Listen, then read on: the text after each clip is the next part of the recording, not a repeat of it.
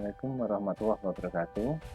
Baiklah, kita lanjutkan pertemuan untuk materi bab 4 listrik statis dalam kehidupan sehari-hari. Kita sudah sampai pada pertemuan yang kedua.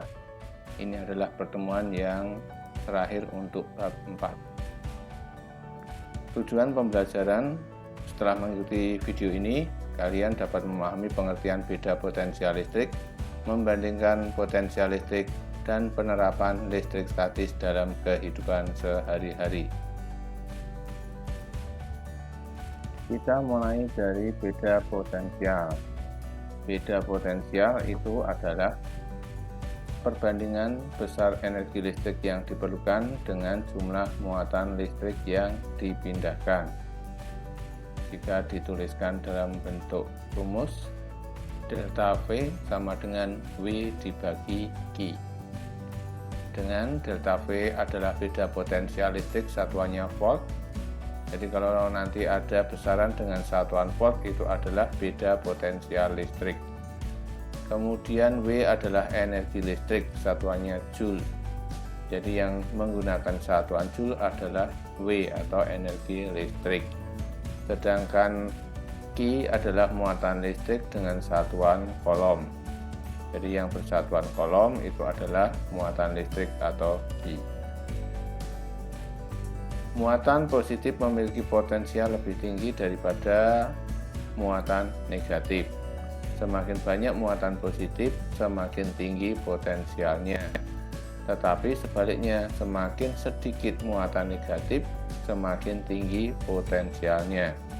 Jadi untuk muatan positif yang banyak itu yang tinggi, sedangkan muatan negatif itu yang sedikit itu yang tinggi.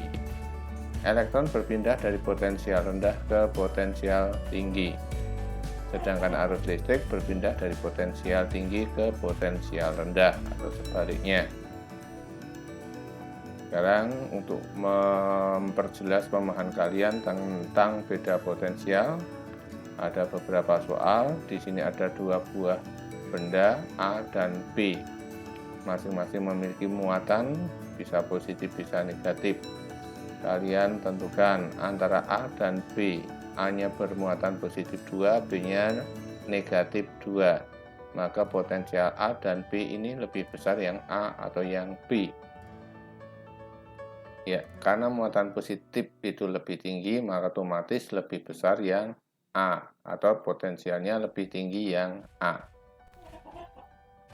Sekarang A dengan B. Ini potensialnya tentu lebih tinggi yang B karena muatan positif semakin banyak potensialnya semakin tinggi. Berikutnya A dan B. A-nya negatif 1 buah, kemudian B-nya ada 8. Maka potensialnya yang tinggi adalah yang A. Karena muatan negatif semakin sedikit potensialnya semakin tinggi. Kemudian A dan B. Ini karena jumlah muatannya sama, maka potensialnya adalah sama besar. Berikutnya, jika benda A dan B yang memiliki beda potensial kemudian dihubungkan, maka akan terjadi loncatan muatan listrik atau elektron atau perpindahan elektron. Nah, elektron ini akan berpindah dari mana ke mana. Kita mulai dari gambar yang pertama, A dan B positif negatif. Elektron ini seperti catatan tayangan sebelumnya, elektron berpindah dari potensial rendah ke tinggi. A dan B itu lebih tinggi A, maka elektronnya dari B menuju ke A. Kemudian A dan B, A-nya positif 2, B-nya positifnya ada 4, maka potensialnya tinggi yang B, maka elektron pindah dari A menuju ke B. Ya, jadi diingat, elektron berpindah dari potensial rendah menuju ke yang tinggi. Kemudian yang ini tentunya yang rendah adalah B, yang tinggi adalah yang A. Maka elektron pindah dari B menuju ke A. Sekarang soal yang berhubungan dengan persamaan beda potensial. Berapa beda potensial kutub-kutub baterai sebuah rangkaian? Jika baterai tersebut membutuhkan energi 60 Joule memindahkan muatan 20 kolom. Ya, kita perhatikan besaran-besarannya terlebih dahulu. Yang pertama 60 Joule. Joule ini adalah satuan energi atau W. Sedangkan 20 kolom ini adalah satuan muatan atau Q. Maka kalau kita rumuskan delta V sama dengan W bagi Q. Kemudian W-nya sudah ada, Q-nya sudah ada, maka tinggal kita ganti W dan Q-nya. Maka menjadi 60 bagi 20, maka 60 bagi 20 sama dengan 3 volt. Sehingga beda potensialnya adalah 3 volt. Sebuah baterai memiliki beda potensial 1,5 volt. Berapa besar energi yang diperlukan baterai jika digunakan memindahkan muatan 40 kolom? Kita lihat lagi besaran. Yang pertama adalah 1,5 volt. Jadi karena volt ini adalah besaran beda potensial, ya. Kemudian atau delta V. Kemudian 40 kolom ini adalah muatan atau Q. Maka jawabnya rumus kita tulis, yang diketahui adalah delta V dan Q. Maka delta V dan Q ini kita ganti, W-nya tetap. Sementara kita mau menghitung W, maka angka ini 40 kita pindah, dijadikan 1 dengan 1,5. Kalau di sini penyebut, maka ketika pindah menjadi pembilang atau pembagian berubah menjadi perkalian. Sehingga W sama dengan 1,5 dikalikan 40. Hasilnya 60 Joule. Berikutnya, jumlah muatan yang dipindahkan pada suatu rangkaian listrik adalah 15 kolom. Jika energi yang dibutuhkan untuk memindahkan muatan tersebut 45 Joule, berapa beda potensial ujung-ujung rangkaian tersebut? Jadi kamu lihat di sini besarannya 15 kolom dan 45 Joule. Untuk soal yang ini silahkan kamu kerjakan sendiri, ya. Silahkan kamu kerjakan. Jika jawaban kamu adalah 3 volt, berarti jawaban kamu sudah betul. Kalau belum 3 volt, silahkan diulang lagi, dihitung lagi. Berikutnya, penerapan listrik statis dalam kehidupan sehari-hari. Pertama, kelistrikan pada sel saraf, hewan-hewan penghasil listrik, dan penggunaan listrik statis dalam teknologi. Kelistrikan pada sel saraf. Jadi tubuh manusia ini dipenuhi dengan sel-sel saraf, dan sel-sel saraf itu dapat menghantarkan impuls atau informasi dari satu organ ke organ yang lain melalui suatu sistem yang disebut dengan sistem sel saraf atau sistem koordinasi. Perpindahannya menggunakan kelistrikan, yaitu listrik statis. Jadi tubuh manusia menunjukkan adanya gejala kelistrikan khususnya pada sel saraf yang disebabkan adanya impuls atau sinyal pada sel saraf. Sel saraf mengantarkan impuls karena terjadi pertukaran ion-ion dalam dan luar membran sel saraf karena adanya rangsangan. Rangsangan yang kuat akan memompa ion sehingga menyebabkan terjadinya pertukaran ion. Biolistrik adalah ilmu yang khusus mempelajari tentang aliran impuls pada tubuh manusia. Kita pelajari dulu bagian terkecil dari saraf atau sistem saraf ini adalah sel saraf. Jadi sel saraf ini terdiri dari badan sel. Badan sel ini di dalamnya ada nukleus. Kemudian badan sel ini beberapa bagiannya menonjol. Tonjolan-tonjolan ini disebut dengan dendrit.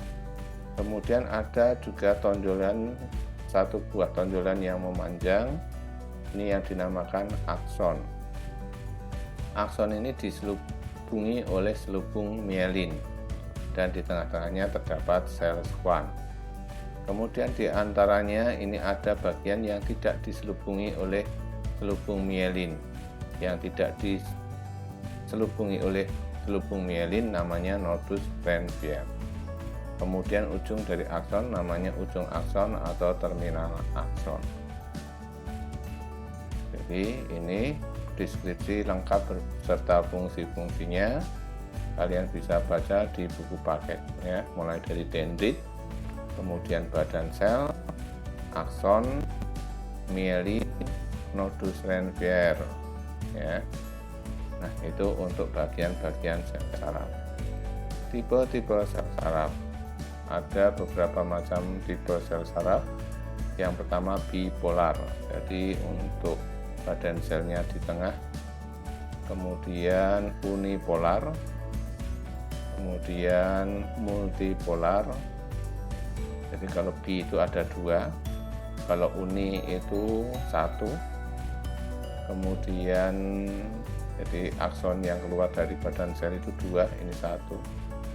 Kemudian yang ini arahnya kemana-mana, maka disebut multipolar. Dan ini sel saraf piramidal. Macam-macam sel saraf serta fungsinya, yaitu pertama neuron motorik. Neuron motorik itu adalah sel saraf yang menempel pada organ-organ gerak atau motorik, misalnya otot, ya. Jadi otot-otot ini akan terhubung ke neuron motorik atau sel saraf motorik. Umumnya cirinya aksonnya ini panjang. Kemudian sensorik. Sensorik ini adalah sel saraf atau neuron yang menempel pada ujung-ujung alat indera, baik indera pendengaran, penglihatan, pengecap, pembau, perasa. Ini disitulah terdapat neuron sensorik. Kemudian neuron penghubung atau asosiasi. Jadi ini adalah sel yang menghubungkan antara sel saraf motorik dan sel saraf sensorik. Jadi kalau dijadikan satu kurang lebih seperti ini. Jadi ini sel saraf sensorik menerima rangsang, diteruskan, kemudian dihubungkan oleh neuron penghubung atau asosiasi, lalu diteruskan oleh sel saraf motorik, dan ini nanti tersambung ke organ gerak. Ini cara kerja dari sel saraf. Jadi sel saraf itu akan menerima atau akan menggerakkan neurotransmitter. Jadi kalau adanya rangsangan berupa impuls, maka akan diteruskan ke sel saraf berikutnya yang menyebabkan muatan positif Na masuk ke dalam sel saraf berikutnya. Nah, jadi ini yang bergerak adalah muatan-muatan positif natrium yang menjalar melalui sel-sel saraf. Sekarang kita lanjutkan pada hewan-hewan penghasil listrik. Jadi beberapa hewan untuk keamanan dirinya atau untuk pertahanan dirinya, dia menghasilkan listrik yang dapat menyengat sampai ratusan volt, sehingga menyebabkan hewan-hewan yang akan dimangsa atau hewan-hewan pemangsa bisa tersengat, ya. Kalau yang dimangsa nanti akan ketika sudah lemah tinggal dimakan, kalau pemangsa nanti ketakutan akan lari. Beberapa hewan yang menghasilkan listrik diantaranya ikan belalai gajah, ikan pari listrik, ikan hiu kepala martil, dan eknida. Nah, keterangan lengkapnya silakan kalian lihat di buku paket untuk hewan-hewan tersebut, termasuk juga belut listrik dan lele listrik. Ini adalah hewan-hewan yang bisa menghasilkan listrik. Jadi misalnya kalian memegang, maka akan mempertahankan dirinya dengan menghasilkan listrik sehingga dapat mengejutkan orang yang memegang. Berikutnya, penggunaan listrik statis dalam teknologi. Yang pertama adalah pemanfaatan elektrostatis pada cerobong asap. Jadi asap-asap ini umumnya selain menghasilkan gas juga menghasilkan karbon. Nah, karbon maupun logam-logam yang sangat kecil ini bisa ikut beserta asap. Nah, supaya asap ini hanya berupa gas, sementara partikel-partikel padat tidak ikut dikeluarkan, maka dibuatlah alat semacam ini. Nah, ini terdapat listrik statis di dalamnya, sehingga partikel-partikel padat itu nanti akan terikat di dalam cerobong ini sehingga tidak akan ikut keluar, sehingga asap yang keluar ini menjadi asap yang sudah bersih atau hanya mengandung gas. Kemudian pengecatan mobil, jadi mobil supaya catnya bisa menjadi rata, maka juga memanfaatkan listrik statis sehingga ada tarik-menarik antara cat mobil dengan bodi mobil sehingga dihasilkan pengecatan yang sempurna. Kemudian pada mesin fotokopi, ketika kalian fotokopi maka akan tercetak persis seperti aslinya. Nah, prinsip kerjanya adalah tinta fotokopi itu berupa serbuk hitam yang nantinya akan menempel pada pencetak melalui sistem atau memanfaatkan sifat listrik statis. Kemudian di pencetak nanti akan ditempelkan ke kertas ya. Nah, pola pencetak nanti akan dibantu menggunakan sinar sehingga ketika orang memfotokopi keluar sinar, ini fungsinya adalah untuk memberi muatan listrik statis pada tabung pencetak untuk menempelkan serbuk yang akan dipindahkan ke kertas. Demikian juga dengan printer laser, jadi berbeda dengan printer biasa yang menggunakan tinta cair. Untuk printer laser ini menggunakan tinta serbuk persis seperti pada mesin fotokopi. Jadi nanti serbuk tinta akan menempel pada tabung pencetak, kemudian dipindahkan ke kertas. Kemudian bagi kalian yang menggunakan HP, tentunya tidak asing lagi bahwa HP sekarang ini rata-rata sudah tidak memiliki tombol, tetapi tombol bisa langsung disentuh pada layarnya. Layar sentuh pada teknologi perangkat-perangkat saat ini umumnya memanfaatkan listrik statis. Jadi tubuh manusia ini memiliki listrik statis dengan